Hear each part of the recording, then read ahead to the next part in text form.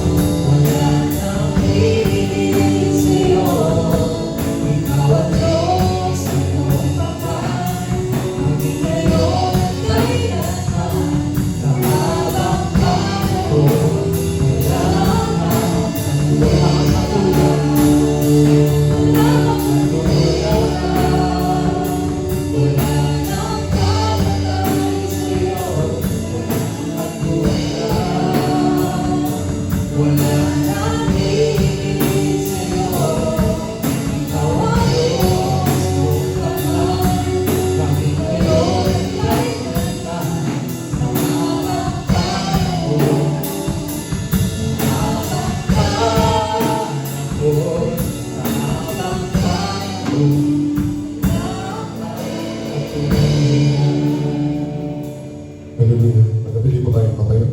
At natin po pakinggan ang mga magandang salita mula sa Kawikaan, Kapitulo 3, talatang 5 hanggang sa susunod na talata. Ganito po ang ating parinig. Kaya huwag ka magtiwala buong puso at lubusan at huwag kang mananahan sa sarili mong karunungan.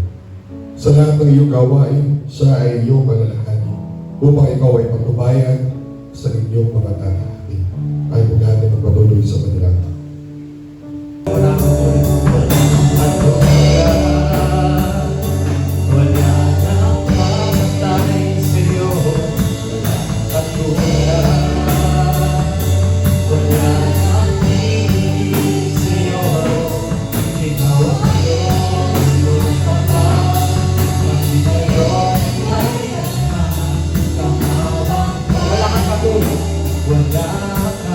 patuloy.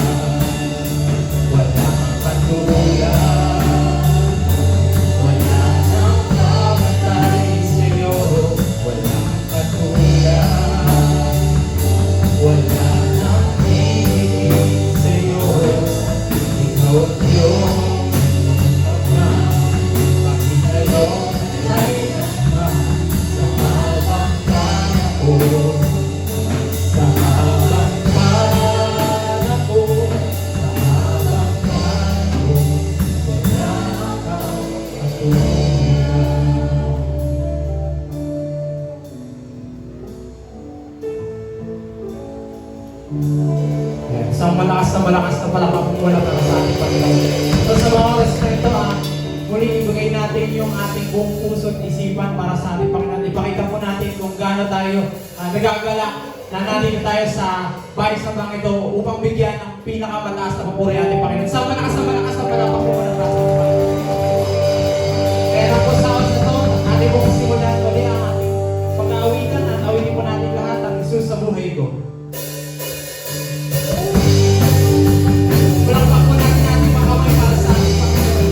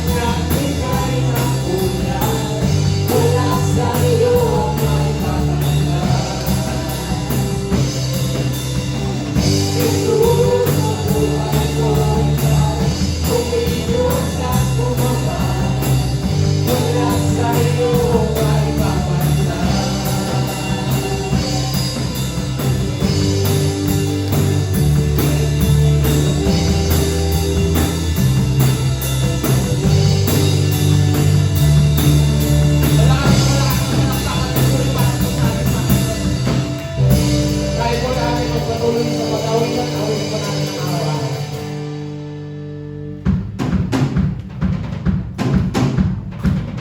Palakpak po natin ang mga kamay para sa ating Panginoon.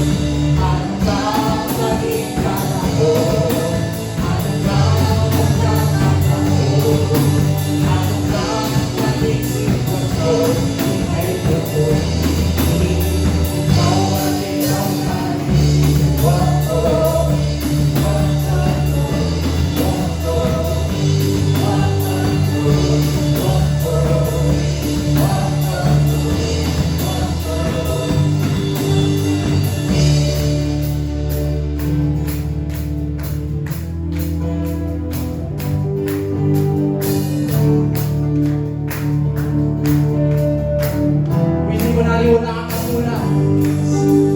Wala kang katulad, wala kang katulad, wala kang katulad, wala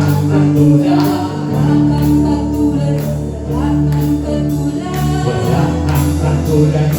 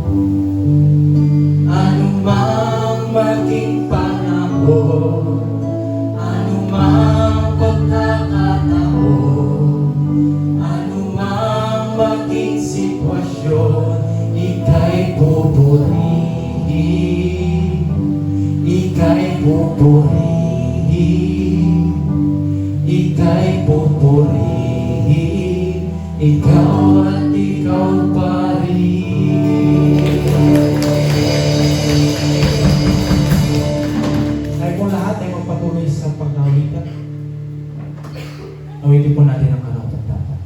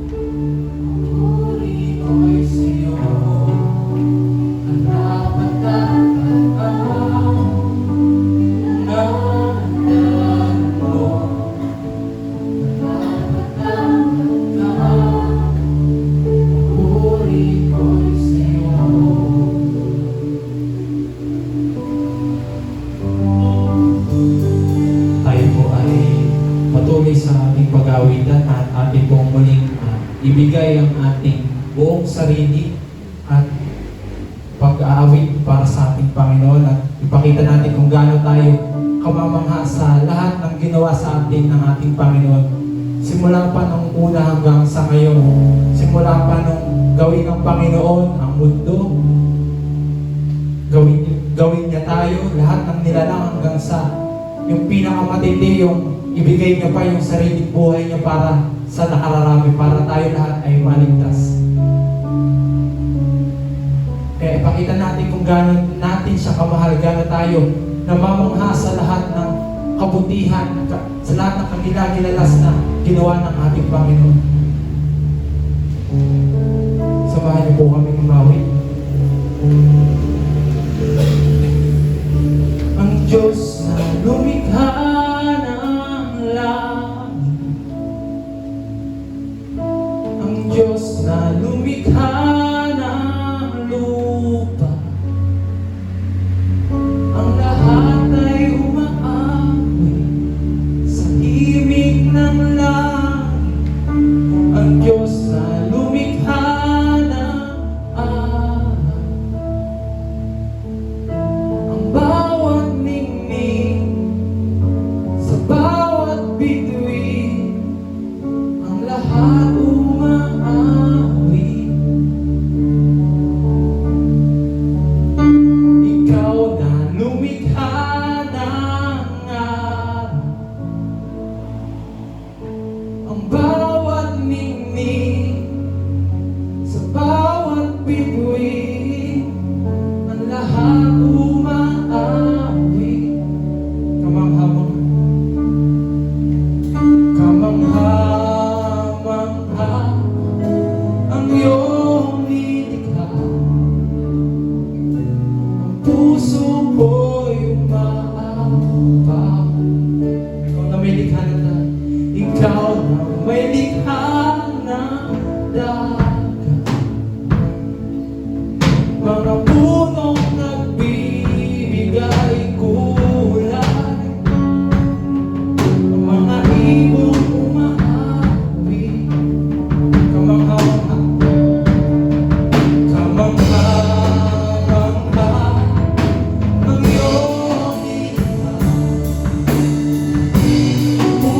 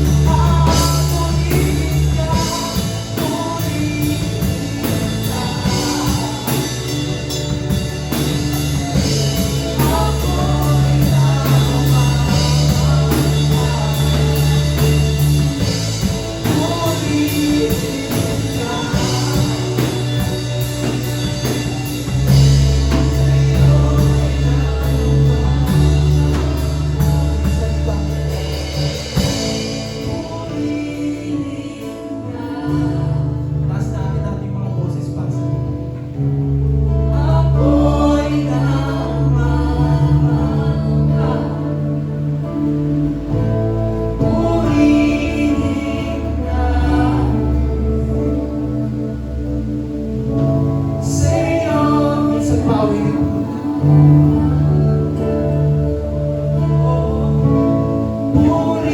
Purihin ka. Ako'y namamangha. Purihin ka. Sa'yo'y namamangha. Malakas na papuri para dito sa akin. Patuloy po tayo sa pag-awit. Para sa pag-dako po natin sa Lord's Supper. Awitin po muna natin ang pusong dalisay.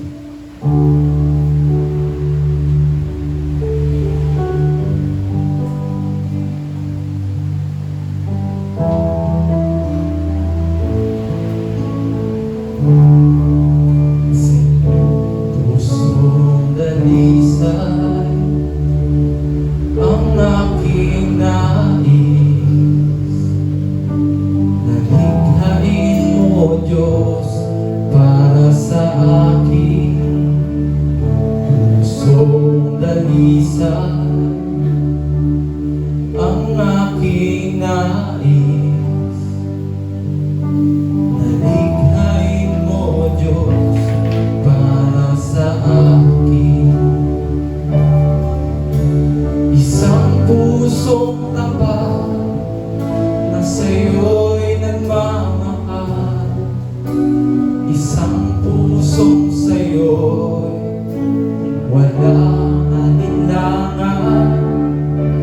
Isang pusong itinitibo na ikaw ay parangalan.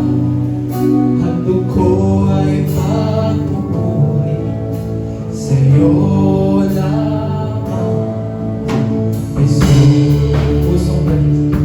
Pusong dalisay ang aking nais. Likhain mo, Diyos, para sa akin. Pusong dalisay ang aking nais. Likhain mo, Diyos, para sa akin. Isang pusong tapat na sa'yo'y nagmamahal. Isang pusong sa'yo'y walang alinlangan. Isang pusong tinitibo na ikaw ay parangalan. At ito ay mapupuri sa'yo. Isang pusong tapat na sa'yo'y nagmamahal. Isang pusong sa'yo'y walang alinlangan. Isang pusong tinitibo na ikaw ay parangalan. At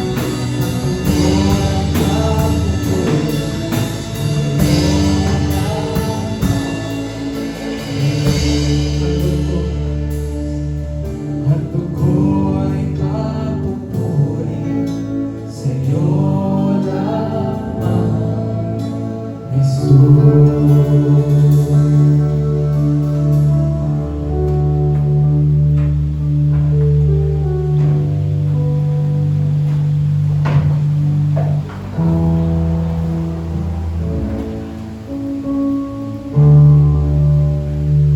Tayo pong lahat ay manatiling nakatayo ang ating pong pakinggan. Ang sinasabi sa banal na kasulatan natin, Panginoon, na makikita sa unang Korinto, Kapitulo 11, versikulo 23 hanggang sa mga sumusunod. Sinasabi, sapagkat tinanggap ko sa Panginoon ang ibinibigay ko naman sa inyo, na ang Panginoong Hesus ng gabing siya'y pagkalulo ay dumampot ng tinapay. At nang siya'y makapagpasalamat, ay kanyang pinagputol-putol at sinabi, ito ay aking katawan na pinagputol-putol dahil sa inyo. Gawin ninyo ito sa pag-alaala sa akin. At gayon din naman, hinawakan ng saro pagkatapos na makahapon na sinasabi, ang sarong ito ay siyang bagong tipan sa aking dugo. Gawin ninyo ito sa tuwing kayo magsisinom sa pag-aalaala sa akin.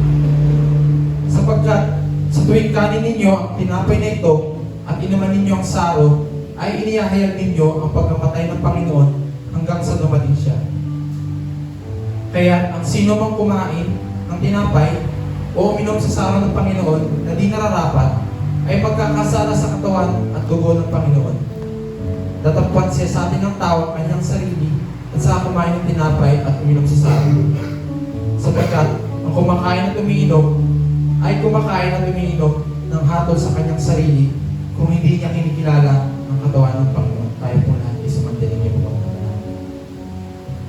Diyos na pinakamakapangyarihan sa lahat, Panginoon, tayong alam niyo naman po ang aming tinataas at pinapupurihan sa lahat, Panginoon. Una po sa lahat ay nais po namin humingi ng kapatawaran sa lahat ng mga pagkakasalang nagawa po namin sa aming mga buhay. Kaya din po, ang dalangin po ng Mapagpalang umaga po sa ating lahat. Bago po kami magsimula ay bigyan po muna natin ng isang malakas na palakpakan Panginoon. So, kami tatlo po ay mag-aalay ng isang kanta sa pamamagitan ng isang natatanging bilang para po sa ating Panginoon. So, sabay-sabay po nating awitin ang anchor po.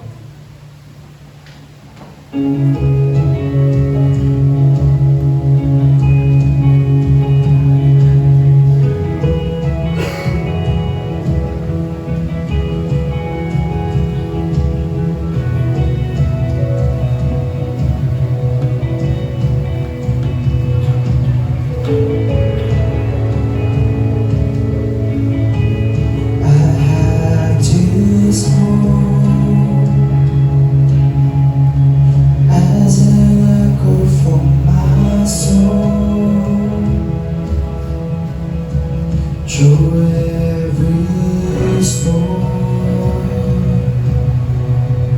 I will hold to you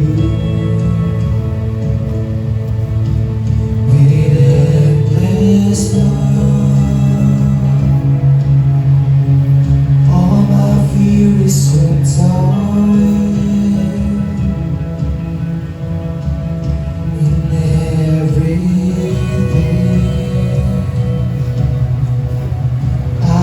Trust in you.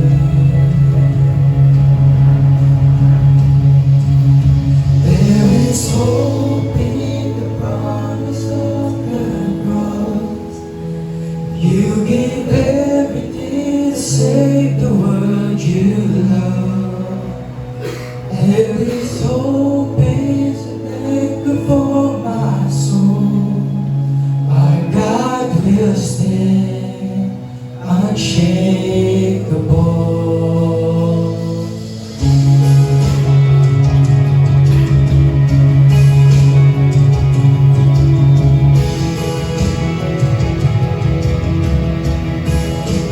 Unchanging one, you who was and is to come. Your promise sure, you will not let go.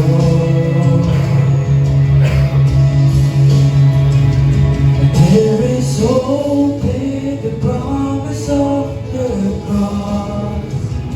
You gave everything to save the world you love. And this hope is an anchor for my soul. Our God will stand unshakable. There is hope. There is hope in the promise of the cross. You gave everything to save the world you love. And this hope is an anchor for my soul. Our God will stand unshakable.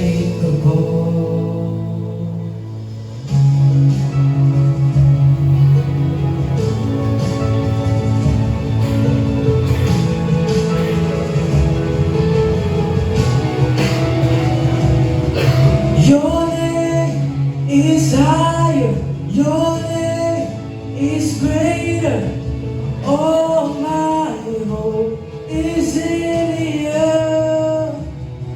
Your word unfailing, your promise unshaken. All my hope is in you. Your name is higher, your name is greater. All my hope is in you.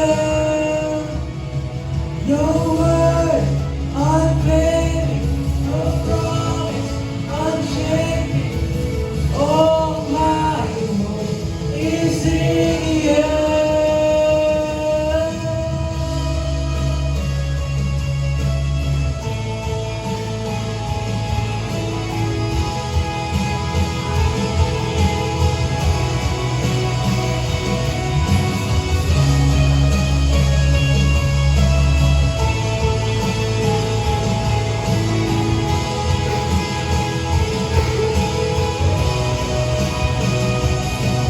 Your name is higher, your name is greater. All my hope is in you. Your word unfailing, your promise unshaken. All my hope is in you. Your name is higher, your name is greater. All my hope is in you. Your word unfailing, your promise unshaken. All my hope is in you. Your name is higher, your name is greater. All my hope is in you. Your word unfailing, your promise unshaken. All my hope is in you.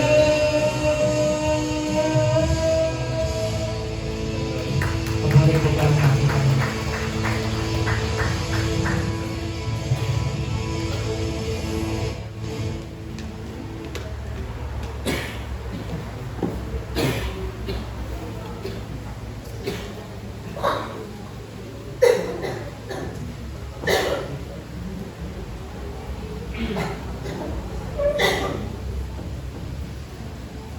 Again, good morning po. Ako yung napaos kay dati. Parang sakit sa lalamunan. Okay, so bago tayo start, tayo po tayong lahat at pakinggan po natin ang sinasabi sa Proverbs chapter 3 verse 5 to 6. Trust in the Lord with all your heart and do not lean on your own understanding. In all your ways acknowledge Him and He will make straight paths. So let us pray. Muli Panginoon sa umagang to, patuloy kaming lumalapit at kami po ay humihiling Panginoon ng karunungan na magmumula sa inyo. At mga Panginoon, maunawaan namin ang mga bagay na mahahayag at patuloy na magamit namin ito upang ang aming pananampalataya ay patuloy na maging matatag Panginoon at yung tatag na ito Panginoon ay magresulta ng pagsunod Panginoon sa inyo. Kaya Lord, muli maraming salamat po sa pagkakataon na kami makakarinig ng inyong salita at patuloy nawan Panginoon patubayan niyo kami. Ito po ang aming salamat sa pangalan ni Jesus. Amen. Okay. So, trusting God's direction. Gano'n po ka sarap ang may direksyon tayong sinusunod. Alam niyo po, may kwento kami dyan sa direksyon.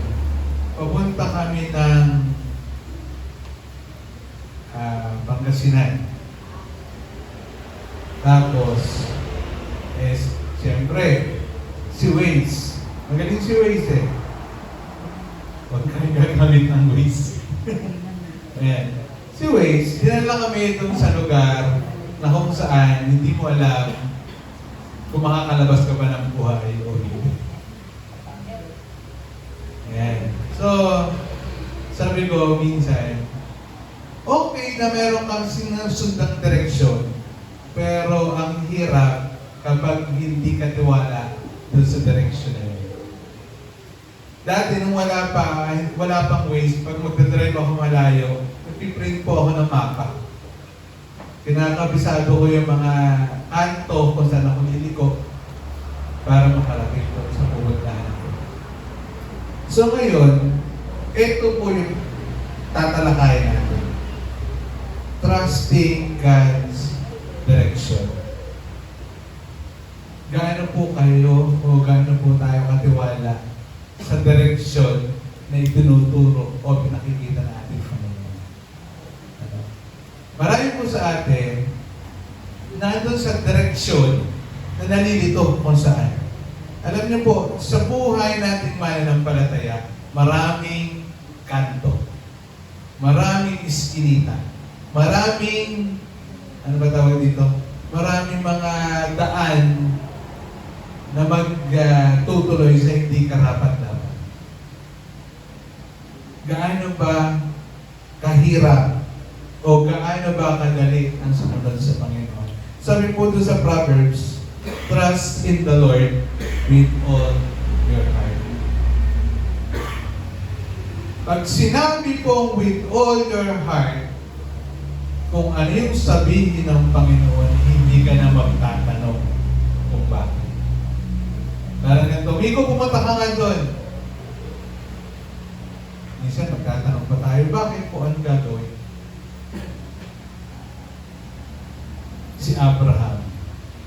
Ano yung utos ng ating Panginoon kay Abraham? Pumunta ka sa bundok. Ano mo yung magdala ka ng paggato, dali mo yung iyong anak. Walang tanong-tanong, bakit? Diretso. Bakit? Lord yung nagsabi. Sa buhay natin ngayon, ano yung masasabi natin na ito yung direksyon na ibinibigay sa akin ng Panginoon na hanggang ngayon hirap na hirap tayong sundin? And bakit kaya? Nakikita nung bakit ang hirap sundin yung direksyon na ibinibigay sa akin ng Panginoon? Dahil yung puso natin hindi tiwala sa Panginoon. Doon sa picture, pag tinignan niyo yung daan, pag sinabi ng Panginoon, sige, pumunta ka doon sa mundo. Doon sa dulo na nakikita mo, ano ang kadalasan nasa isip ng mga tao? Ang init naman, ang layo naman, maglalakad, wala kayong dadaang sasakyan? Kung kayo ay naandyan sa lugar na yan, oh, ano ba naman to si Lord? Ang layo-layo nun eh. Wala man lang sasakyan. Madalas, yung sinasabi sa atin ng Panginoon na gawin natin, hindi natin magawa. Bakit? Yung puso natin punong-puno ng reklamo. Ito yung gusto ko. Ito yung dapat. Dapat may sasakyan. Lord, paano ko makakarating doon? Lord, ang init-init naman. Diba? Wala man lang waiting shed pag napagod ako. Wala man lang tindahan ng tubig pag nauhaw ako. Diba? Pag tinignan mo yan, yun lahat ang maiisip mo. Wala nang maiisip na ang sarap pumunta doon sa mundo. Kasi bago natin gawin ang mga bagay na sinasabi ng Panginoon, ano una? Reklamo. Ano nangyari sa mga Israelita? Papunta sa promised land. Pupunta sa pinangakong lugar. Ano nangyari? Puro reklamo. Isipin nyo, kapag gabi, merong pillars of fire. Kapag umaga o araw, merong may cloud para hindi mainitan. Pero, Anong nangyari? Reklamo pa din. Hindi nila nakikita yung kabutihan ng Panginoon na mayroong nakahanda para sa kanya sa promised land. Minsan, ganun po tayo mga Kristiyano. Sa nangyayari sa buhay natin ngayon, puro tayo reklamo. Ano po? Pero hindi natin nakikita yung promise ng Panginoon ang magtiis hanggang wakas ay siyang maliligtas. Yun yung promise ng Panginoon, may kaligtasan. Huwag mong tingnan yung pagtitiis. Ang tingnan mo, yung kaligtasan. Kasi yun yung magiging goal natin. Parang ganda lang din yan. Sa pagpasok, anong goal natin? Makakuha ng mataas na grade. Huwag niyong i-goal ang mataas na grade.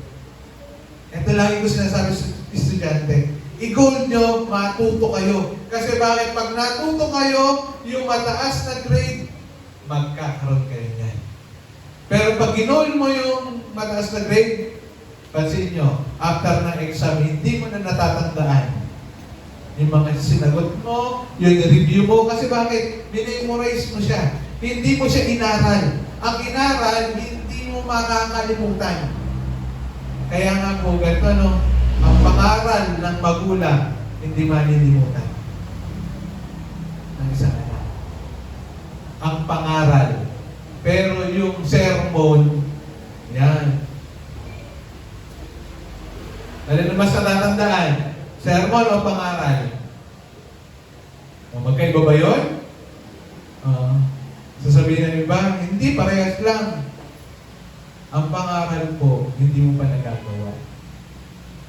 Kaya ka na sermonan, bakit may ginawa kang mali? Ang pangaral ng magulang, ganito po, o ito yung gagawin mo, pag ikaw yung ganito, ganito ganyan. Kaya nga mga kapatid, ang pagtitiwala sa Panginoon, kailangan buo. Kasi bakit po? Tingnan yung huli. He will make your path or straight your path. Yung lahat ng dadaanan mo, clear yan. Ano nangyari kay Moses? Ano po ang ginawa ni Moses? Hinati ang dagat. Para po, bakit makatawid?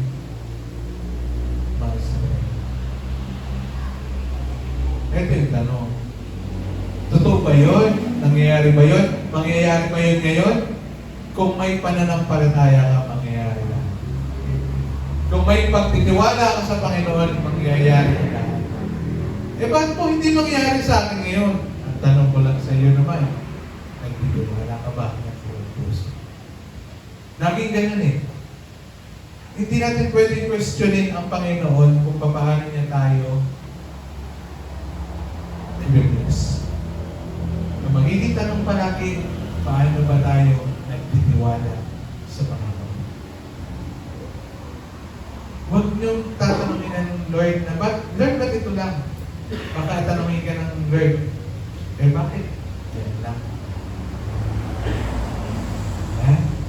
Sa lahat po ng ating ginagawa, lahat po yun may resulta. Ano po? Kung malaki ang iyong pananampalataya, malaki ang ibibigay ng Panginoon. Malaki yung pagpapala. Kung maliit ang iyong pananampalataya, hindi ko alam kung paano tayo sasagutin ng Panginoon. Sabi po dito, trusting God's direction is a choice to rely on His infinite wisdom and unchanging character. Trusting God's direction is a choice.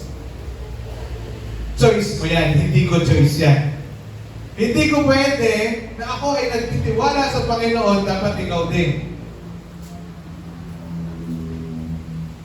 Dapat, lahat tayo. Pero hindi ko pwedeng kontrolin ang buhay mo. Hindi pwedeng kontrolin ng church ang buhay mo. Ikaw ang magtitiwala sa Diyos. Hindi yan, ano matawag dito? Hindi yan ginagawang batas. Ano po? Kaya yung pagsunod, lahat yan, choice natin yan. Pero ang ganda lang yan eh. Lahat ng gagawin mo para sa Panginoon, it's your choice. Yung pagsunod mo sa command, it's your choice. Hindi po yan isang pilitan. Sabi mo dito,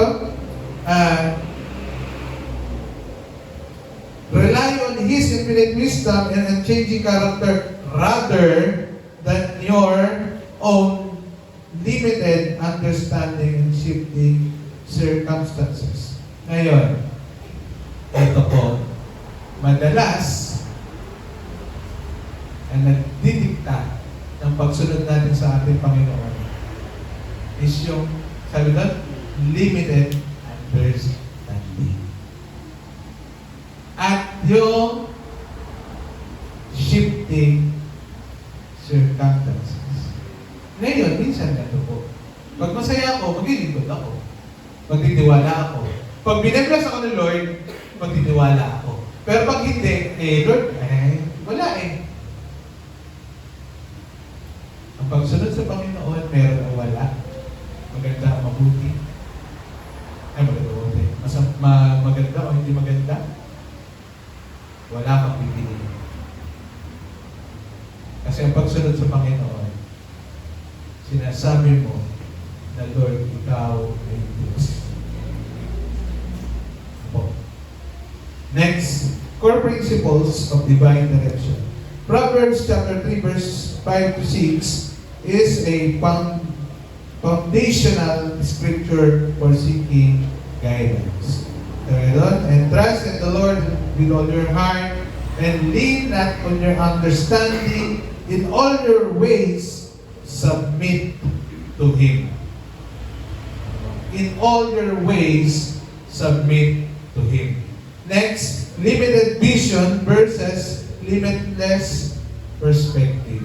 Humans can only see what is immediately in front of them, while God sees big picture and plan from the beginning. Ngayon, ito po. Si Lord, pagkapanganak mo pala, alam na niya hanggang sa kamatayan ano mangyayari sa buhay mo. Ngayon, kayo po, tatanungin. After ng service din, alam niyo ba ang mangyayari sa buhay mo? Wala nakakaalam, di ba? Kasi limited lang yung kaya natin makita sa buhay natin. Limited lang kung ano lang yung present. Hindi natin pwede makita yung future. Sinasabi natin ganito, pag nag-aral ako mabuti, magiging engineer ako. Paano mo nasabi? Magiging engineer ka. Diba? Hindi mo alam, hindi natin alam. Kasi bakit po? Pag nag-aral ako ng buti, after graduation, namatay ako. Naging engineer ka ba? Hindi. Kasi bakit? Ang tanging Panginoon lang ang nakakakita ng buong pangyayari ng buhay natin. Tayo, hindi natin alam. Ngayon, bakit hindi ka magtitiwala sa Panginoon na siya nakakakita at nakakaalam ng lahat? Kaya nga po, ito lagi ko sinasabi siya, huwag kang mag-overthink. Kasi hindi dapat. Alam niyo kung bakit? Pag nag-overthink ka, kinukuha mo yung kapangyarihan ng Diyos na alam mo yung mangyayari bukas. Alam mo mangyayari sa susunod. Huwag kang mag-overthink. Kasi bakit? Isirain niya yung pananampalataya mo sa Diyos. Puputulin niya yung pananampalataya at pagtitiwala mo sa Kanya. Bakit?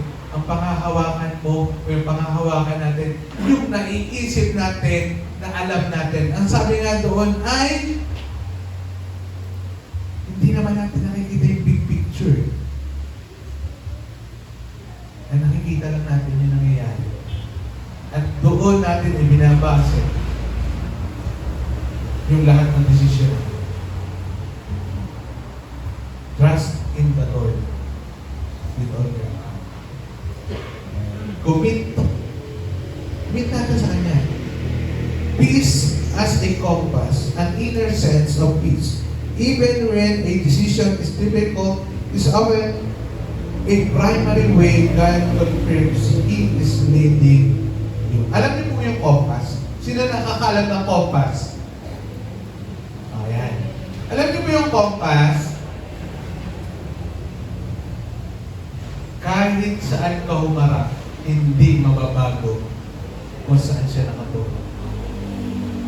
At ang sabi po dito, inner sense of peace. Ano man ang mangyari sa buhay natin, nakaturo ka sa Panginoon, susunod ako sa iyo, Lord. Ano nangyayari? Ano po? Alam niyo po ang nangyayari sa compass pag dinigitan niyo ng magnet? Umikot siya. Hindi siya titigil hanggang hindi niya tinatanggal. Kaya po, pag merong napadaan kayo sa merong magnetic field na lugar, hindi gagana. Naranasan namin to sa papuntang tunnel. Meron doong part na may magnetic field. Yung sasakyan, talagang hirap na hirap. Tapos napansin ko yung mga gauge. Hindi siya regular. Pumapalo siya ng ganun. Sabi ko, patay meron. Talagang hirap na hirap. So ngayon, sa buhay natin, maraming magnet. Ano po? Maraming magnet na guguluhin yung ating compass. Pero huwag niyong hayaan madididat kayo ng mga magnet. Para hindi magulo yung direksyon natin sa Panginoon. Kasi po, ang direksyon natin ay isa lang, straight forward. Leading. Kaya huwag natin hayaan yung buhay natin ay magulo. Ang sabi doon, anong compass? Paano ba magiging compass? Sabi Philippians chapter 4 verse 6, be anxious for nothing, but in everything, by prayer, supplication, with thanksgiving, let your requests be made known to God. Ano makakatulong sa atin? Para manatili tayo yung ating pananalangin sa Panginoon. Consistent relationship, consistent na pagtawag natin sa Kanya, pakikipag-usap natin sa Kanya, malalaman natin kung tayo ay tama pa dun sa direksyon na meron tayo. Alam niyo po, may mga tao, pag naliligaw na, ayaw na makipag-usap. Ayaw magtanong ng direksyon. Tama po.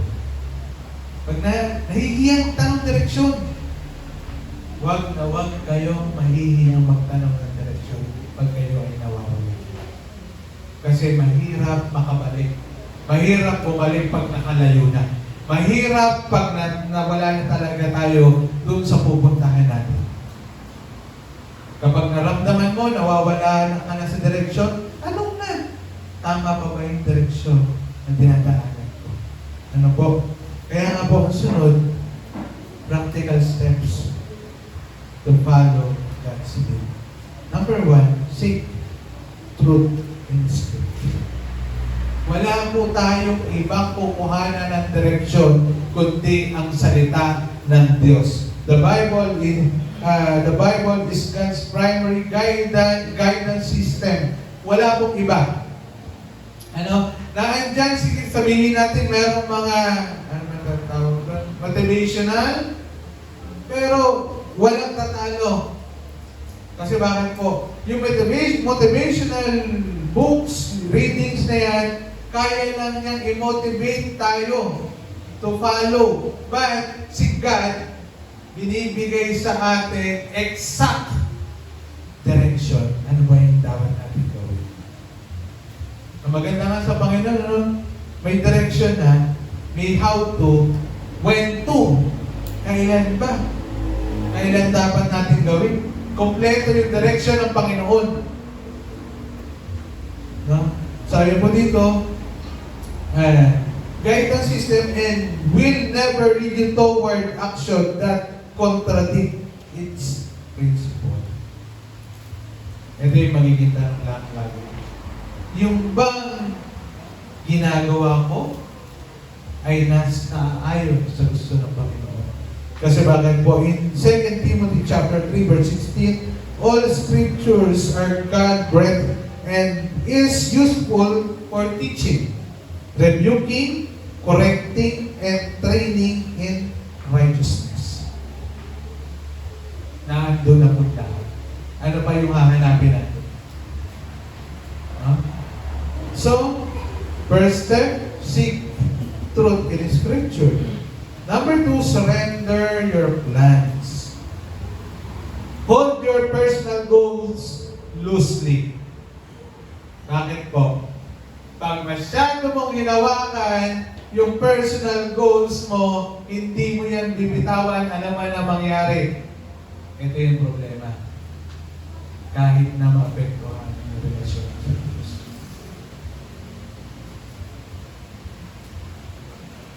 Ang Diyos po ang magbibigay sa atin ng lahat ng pangangailangan natin. Pati yung plano sa buhay. Ito lang yung binukwento. Nag-aral ako, gusto kong maging engineer, gusto kong magbarko, gusto kong maging mayaman, pero hindi yun yung binigay sa akin ng Diyos. Ano po? Gano'n po kahirap? Gano'n ko pinanghawakan yung aking, ano ba tawag ito? Pangarap. Kahit wala kaming pampaaral, nag-scholar ako, nag-sports ako para magkaroon ng tuition fee. Pero, hindi pa rin umabot. Sabi ng Lord, pumunta ka sa seminaryo. Doon ka mag-aral. Kasi kung ang mangyayari sa atin, panghahawakan natin mahigpit, walang problema, panghahawakan natin yung ating pangarap. Pero pag sinabi ng Lord, hindi yan para sa'yo, mararamdaman mo yun. Mararamdaman natin yun. Bakit hindi nagiging maayos ang takbo ng buhay? Sabi sa Proverbs, chapter 16, verse 3, commit to the Lord whatever you do, and He will establish your plans. Bakit hindi ko ako naging engineer? Bakit hindi ako nakapag-barko? Kasi para sa akin lang. Never kong isinama si Lord sa planong yun. Bakit po? Ang plano ko, bumili ng bahay, bumili ka ng sasakyan, magkaroon ng pera. Wala yung paglilingkod sa Panginoon. Sabi ng Lord, ganun na. O sige, dito ka. Pero ito yung maganda. Yung lahat ng gusto ko, nung ako ay nag-aaral, mayroon ako ngayon. Yun yung pag-aaral. Binigay ni Lord, hindi sa pamaraan na gusto ko. Binigay niya sa pamaraan na gusto niya. Maglingkod ka muna sa akin, bibigay ko sa iyo ang gusto mo. Commit to the Lord, whatever you do, and He will establish your plans. Sabi ko, Lord, ayoko na sumuway sa iyo, kasi sa tuwing susuway ako sa iyo, para akong si Jonah. Tinanain ako ng maraming isda at niluluwa ang ulo sa dapat kong kalagyan. Kaya nga mga kapatid, surrender your plans. Lahat tayo meron. Ano po? Lahat tayo meron. Pero tingnan natin mabuti. Ito ba ay pang-akin lang o ito ay gusto ng Panginoon? Kasi bakit po? Next, sabi po doon, listen for the still small voice. Create intentional silence in your day through prayer to hear the Holy Spirit promptings. Sabi doon sa John chapter 16 verse 13, but when He, the Spirit of truth, comes, He will guide you into all truth. not speak on his own. He will speak only what he hears. And he will tell you what is yet to come. Napakaganda po noon. Kapag may Holy Spirit ka, merong bubulong sa'yo. Ito ang mangyayari sa'yo. Ito ang magandang mangyayari sa buhay. Huwag kang makinig sa bulong ng kaklase mo. Huwag kang makinig sa bulong ng katrabaho mo. Makinig ka sa bulong ng banal ng Espiritu na sinasabi sa'yo. At hindi ka malilito. Bakit po? Never po magsasabi na hindi maganda ang aming banal ng Espiritu. Sabi po doon, ano? He will not speak on his own. He will speak only what he hears. Ano yung pinasasabi ng Panginoon sa atin? Ito sabihin mo kay Jay. Ito sabihin mo kay Eugene. Yan. Kaya pakinggan natin. At maririnig lang natin yun. Ang sabi, create intentional silence in your day through prayer. Kapag naglaan talaga, inilaan natin yung sarili natin, ako ay lalapit sa Panginoon. Maririnig natin. Bakit po? Sabi po, obey the next clear step. You may not see the whole staircase, but God often reveal just enough light for very next step. In John chapter 10, verse 23, sabi po dito, 27, sabi po dito, my sheep listen to my voice, I know them, and they follow me. Napakaganda po nun, ano? Kung ikaw ay tupa ng Diyos, alam mo yung salita niya, naririnig mo siya. Sabi doon, and they follow me. Napakahalaga po nun, mga kapatid. Na ma-recognize ka ng Panginoon na ikaw ay tupa niya.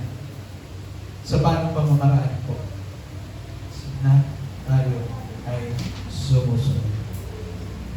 Sabi mo sa 2 Corinthians chapter 5 verse 7, sabi mo doon ay walk by faith and not by sight. Yung pananampalataya natin. Paano ba natin mairirinig ang Panginoon? Through our faith. Hindi yan literal na maririnig mo may bumubulong sa'yo. Pero dahil sa pananampalataya na meron tayo, naririnig natin yung gustong mangyari ng Panginoon in our inner peace. Yung sinasabi natin compass kanina. Dinadirect tayo ng Panginoon. Ano po? Sino nakakalam? Psalms chapter 23. The Lord is my shepherd. I shall not want. Ginaguide niya ako. Papunta saan? Doon sa green pasture. Hindi ka niya pababayaan. Yun ay kung makikinig ka sa akin. Doon mo makikita yung clear step na susunod natin. And next, sabi po dito, practice patience. Sometimes, God's direction is to wait. Waiting is not a denial, but a time for faith to mature. Waiting is a virtue. Alam niyo, minsan natetest ng Panginoon yung pananampalataya natin doon sa gusto natin isang bagay. Paano tayo nagiging? Gaganda na pang motor tayo. Kailan ako magkakaroon nun? Ay, hindi na. Sabi nito na hindi daw. Dineclare na. Huwag nang hintayin. Yung declaration na. Okay? Sabi doon, waiting. Alam, kahit maghintay ka na maghintay, kung hindi para sa'yo, hindi ibibigay. Pero makikita ng Panginoon, ito na po, no? Makikita ng Panginoon kung paano tayo nagmamature. Nagmamature dun sa bagay na yun. At makikita niya lahat pwede ko ibigay ito sa inyo. Kaya hindi niya may bigay, kaya hindi pa dapat, kasi premature pa. Kaya nga po ganito, sino rito yung mga girlfriend, boyfriend mo? Yan. Meron ka na talent? O, gusto namin makilala yun, ha? Wala pa. Yan. So, lagi ko ito sinasabi sa mga kabataan. Yung pagpo-boyfriend, pag-girlfriend, hindi natin may iwasan yan. Kasama sa buhay yan. Kasi ako naman nag-girlfriend din. Niligawan din ako. Niligawan din ako. Oh. May girlfriend din ako. Pero nagtanong ko yung priority sa buhay. Huwag maging priority yun. Lagi ko sinasabi, God, family, kung ikaw'y nag-aaral, pag-aaral. Pinakahuli. Huwag mong i-overtake sa lahat yun. Huwag siya yung magiging priority. Kasi bakit po, pag yan yung naging priority, masisira lahat. Masisira ang buhay mo. Mahal na mahal, ayun. Mahal magpakasal.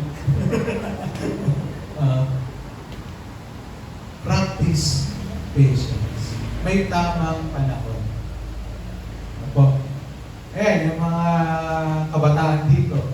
Kabataan dito na ako ay nandito. Ilang taon kayo uwi bago ng pakasal? 10. Mark, ikaw ilan? Oh, 11? May question mark ka naman. 11. So, ilan? 10, 11. Ayan. Ganun po sila katatagal. Ano po? Relationship goals. Bakit po? Kasi yun yung huwag natin madaliin ang mga bagay. Kahit po kami, 8.5. Kami. So, ano yan? Parang ganito lang. Enjoy life. Enjoy serving God. Kasi pag medyo nawala yung pasensya natin, nagmadali tayo, sasabihin mo naman, sana. Ang daming sana pag nagmadali. Sabi nga po, ganito, bakit kailangan natin i-practice ang patience? Ang sabi po natin, Panginoon, for my thoughts are not your thoughts, neither your ways, my ways, declares the Lord. As the heavens are higher than the earth, so are my ways higher than your ways, and my thoughts than your thoughts. Huwag natin madaliin ang Panginoon, kasi alam niya ang dapat. At huwag natin, parang ito, kahit anong gawin natin, hindi natin mauunawaan ang karunungan ng ating Panginoon.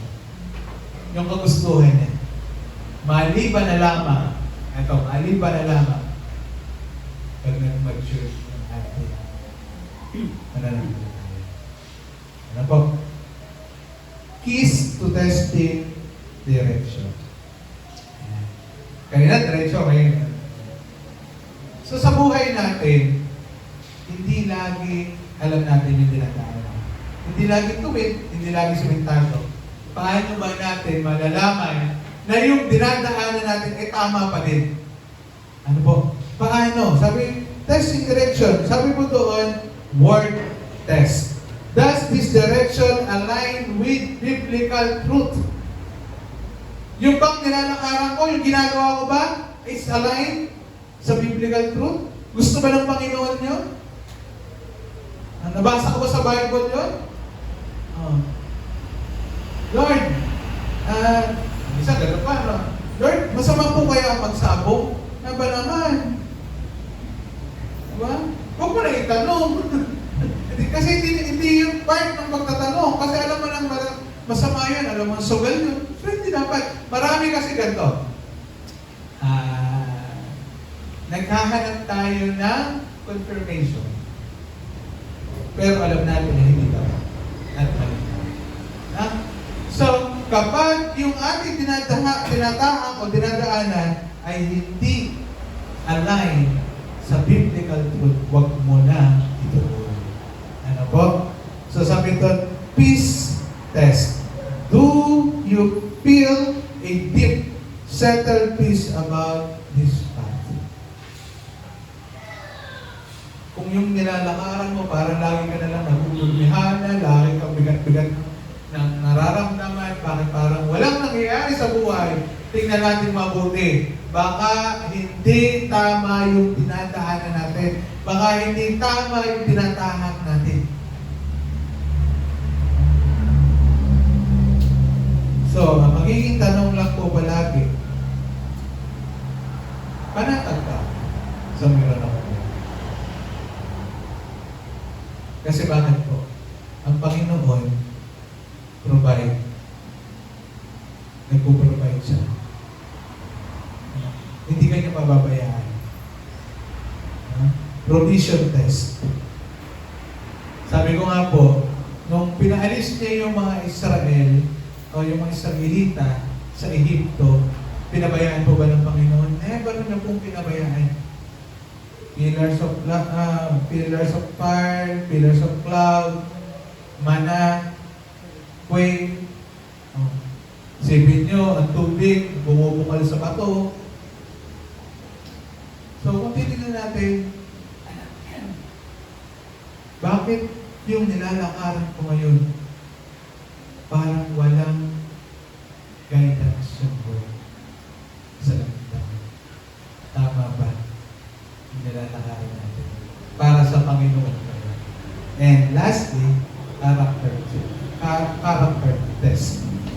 Does this path lead toward holiness rather than just personal happiness? Sa ikabubuti po ba? O doon sa ikaliligayan? Sa ikababanal po ba natin? O sa kaligayahan natin?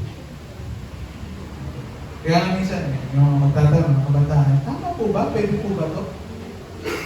Kung yan ay patungo sa kapurihan ng Panginoon, go for it. Pero kung alam mo o alam natin na merong problema, huwag natin.